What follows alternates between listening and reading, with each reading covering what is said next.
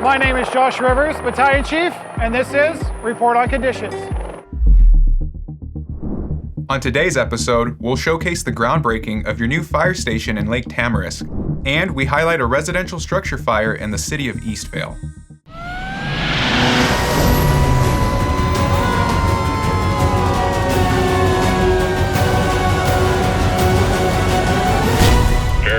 Engine 1 with report on conditions.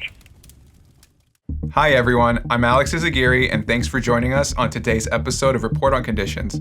Let's start the week off with a sneak peek into our latest project, the construction of your new Fire Station 49.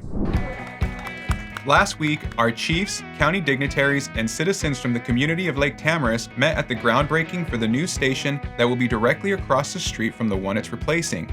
In the last 7 years, we've really been trying to design, fund, and secure land.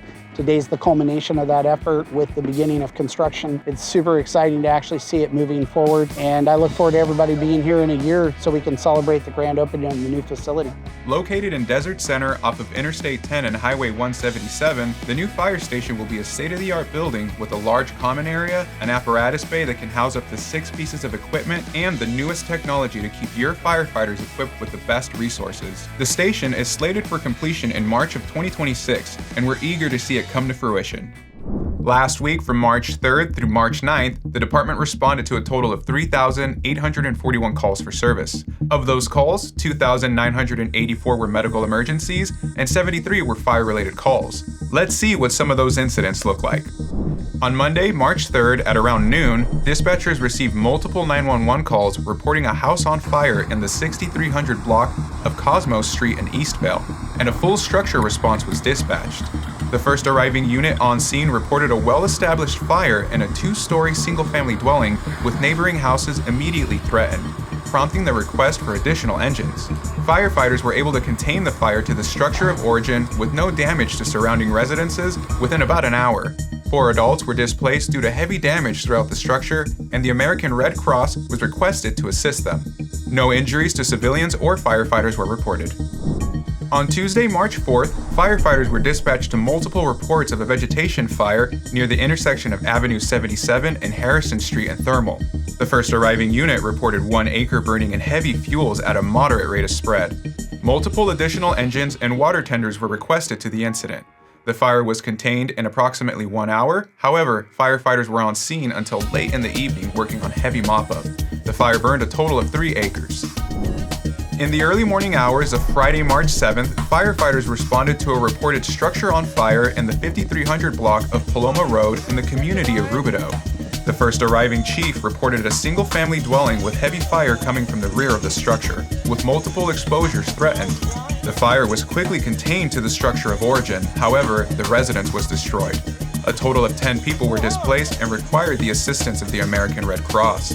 2 civilian patients were transported to area hospitals for minor injuries sustained during the incident. There were no firefighter injuries reported. It's very important to pull over because we want to make sure that we could get to the emergency quickly. My name is Matthew Coates, CAL FIRE Riverside County Fire Battalion Chief for the City of Rancho Mirage. I thought it was important to come out and talk about the Pull to the Right campaign. And what that means is that when the fire apparatus, when you see them with their lights on and they're going, what we call code 3 with their lights and sirens going to an emergency, is to pull to the right. And what we mean by pulling to the right is pull to the right, stop, let us go by, let us take care of the emergency, and when it's safe to do so, you can pull over. We have our partners of Riverside County Sheriffs, and if they see us go by and you don't pull over, they will give you a ticket. It's definitely going to be the difference between life and death, because when somebody calls 911, we respond as quickly as we can, drive safely as we can to the emergency. And what we want is people to understand that it may not be their emergency, it's somebody else's emergency, but maybe down the road it could be their emergency. That's all for this week's Report on Conditions. Follow your firefighters in action on our social media at CalFireRRU and stay up to date on incidents happening countywide.